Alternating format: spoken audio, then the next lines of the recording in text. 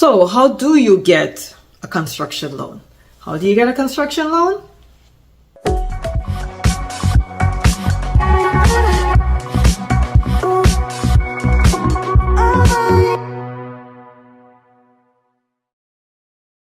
Hey guys, my name is Sandy.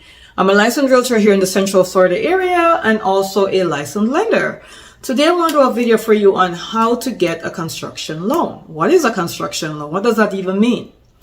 Maybe you're looking to build your own home. Maybe you don't want to use one of the mass producing builders. Maybe you want to build a custom home, and maybe you want to buy land and get a custom home built, or you want to build a multi-family home, or you want to build maybe a home with an in-law suite. You have your own design, you want to do your own building. So in order for this to happen, you need what is called a construction loan. So you're going to go to the bank, you're going to let the bank know, listen, there's going to be different options. Either you already own the land and you just want to build on the land, or you want the bank to finance the land and the home. Most banks will finance the land if you're about to build a home and they're doing both loans. Maybe you are thinking of building a home and you don't even know where to start and you want to know what your options are. So if you're thinking anything construction to build a home, you will need a construction loan. And there are different kinds of construction loan. So what does it cover? What does the construction loan actually cover? Well, it covers everything that you need to build a home, and some loans cover the appliances as well. They're gonna go through a loan to value calculation, right? The bank is gonna go through this because the bank is gonna want to know, if we give you this money to build this home, what is it gonna be worth when it's finished? They're gonna do a comparable. These comparable are gonna be based upon homes in the area. Hopefully there are new construction homes in the area, the site of the lot. So if you're in a 1 acre lot or a 5 acre lot or a 10 acre lot, whatever the lot size is, that's going to also bear in mind. So they're going to give you the money to do all the contingency work, to clear the land, get the permits, how much will you be paying your builder to build the property? All that stuff is going to come into play. They're also going to have a contingency reserve, meaning if any unexpected thing pop up, like maybe you thought you could tie into the municipal system, and maybe you cannot. Maybe now you got to get your own well and septic, or anything to do with that nature. So whatever the clearing cost is, that also goes into it, because maybe you're buying a lot and there's a lot of trees on the lot, so you got to clear the lot to make it buildable. So each lot is going to be zoned for something. So it could be zoned for a single family home, a multi-family home, whatever it is. You can always go to town, find the zoning, and you could also apply for changing the zone. So maybe it's zoned for a single family, but you really want to put a 2-family on it. So you could see if the town will allow that, or the building department will allow that.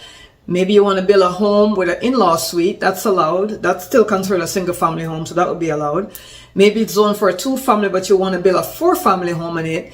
You may have to go to town. Now, this is being built right now in our area, guys. So this is not just, oh, I don't think my area will allow me to do a multifamily. If you want to do a multifamily dwelling, you can do that. Now, there are builders that we work with that will already have the land for you, or you could get your own land. When you go to the bank, you got to let the bank know, I own the lot. If you own the land already, the bank will allow you to use the value of the land as a down payment if you own it outright. If you want to buy the land first, if you want to go and you want the bank to finance the land and to build the property, that's a different story. You let the bank know that. They're going to go out, they're going to find the value of the land. They're going to also figure out how much what would the property be valued when it's finished. That will determine how much money they will lend you to build the property out. Some banks require 20% down, 30% down. Again, if you have the land, that could be a down payment. So all this is going to be worked out with the bank. The bigger the risk, the more down payment they'll probably need, but also it depends upon your credit and your credential.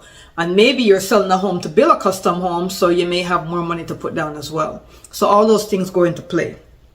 Now, there are different types of construction loan. We have construction to permanent, which is the most popular and what most people do. Construction to a permanent loan means the bank is going to give you the money to build the home, but they're also going to convert it to a permanent loan at the end of the construction. They normally give you 1 year to build the property. So you have 1 year to build it out. There's exception. You can always ask for an extension, but typically it's 1 year. After a year, they will convert it to a permanent loan, so you only have one closing cost. Another type of construction loan is you're only borrowing for the construction part of it. So you're going to borrow just to build a home. They're not going to convert it to a permanent loan at the end. So a construction loan normally lasts for 1 year. It's normally a higher interest rate. Some banks may want you to pay monthly on the interest. Some banks will not. So you got to figure that out. So if you're paying monthly on the interest as the property is being built, you'll have more incentive to finish it faster, right? But you also got to take that into consideration when you're building out the expense. How much is it going to cost me to build it? What's going to be the monthly payment on the interest? The interest become due as they release funds. So let's pretend they're giving you $250,000 to build. This is simple math.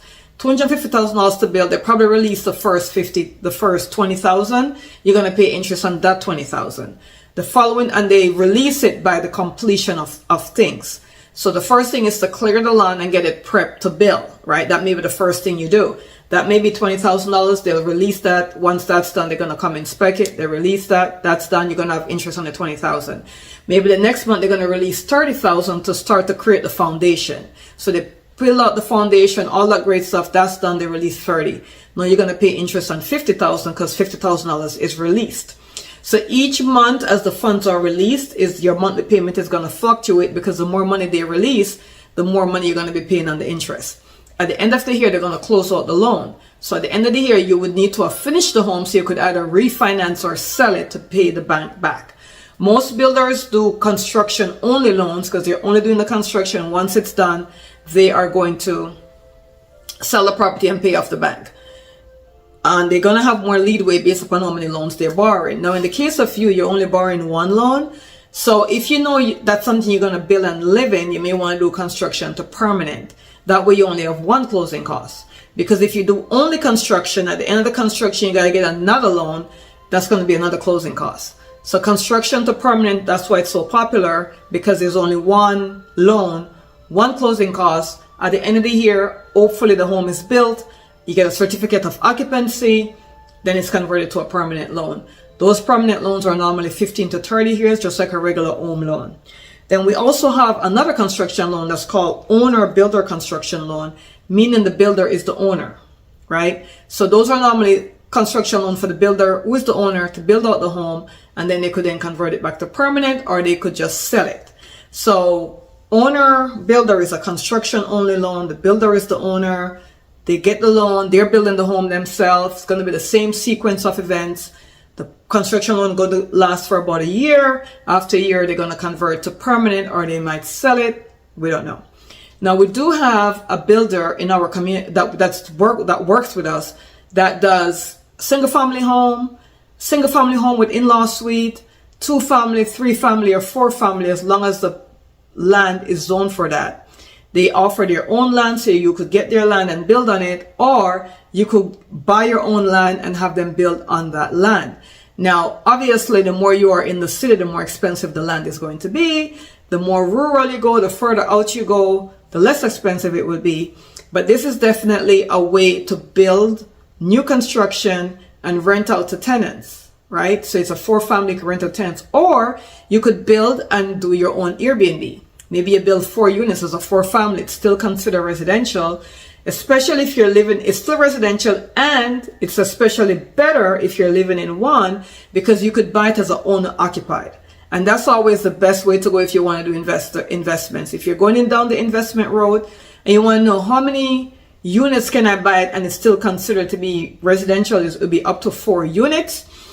Up to 4 units. If you are owner occupied, you qualify for, owner-occupied mortgages, like a FHA with 3.5% down, or a USDA with no money down if it's zoned that way, or you could put 10, 20, 30% down if you want a lower mortgage and you can afford it.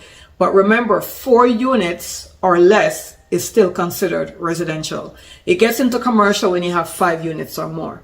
So you could buy land, build 4 units on it, use it for Airbnb, short-term renting, or maybe use 2 as permanent renting and 2 as short-term.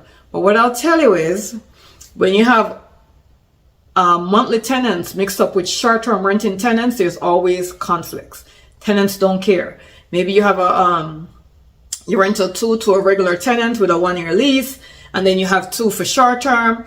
They're always going to be beefing with the short term renters. There's always going to be something going on, because remember, it's 1 yard. It's, you know, they're going to intertwine together and it's not going to be lovely. So I've always tell my clients either do 100% 1-year lease tenants or 100% short-term rental tenants, because when short-term rental tenants and long-term tenants combine together, it's not always a good thing.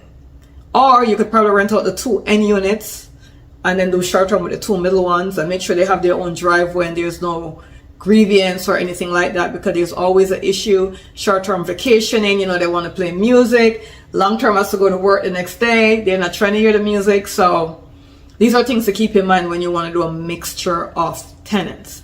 If they're far away from each other, then that may be a great idea. Like, the further they are away from each other, the better. But these are things that you could do, and this is what construction loan is. So you could either get a construction loan within itself just to build, or you could do a construction to permanent, where at the end of the construction, it turns to a permanent loan. I hope that helps. If you have any questions, want to discuss this further, feel free to reach out, give us a call, send us a text, give us a call, send us a text. Remember to like and share the video, guys, if you're liking the content. And remember to click on the little notification bell so you'll be notified each time we have another video coming out. Thank you so much for watching. See you on the next video.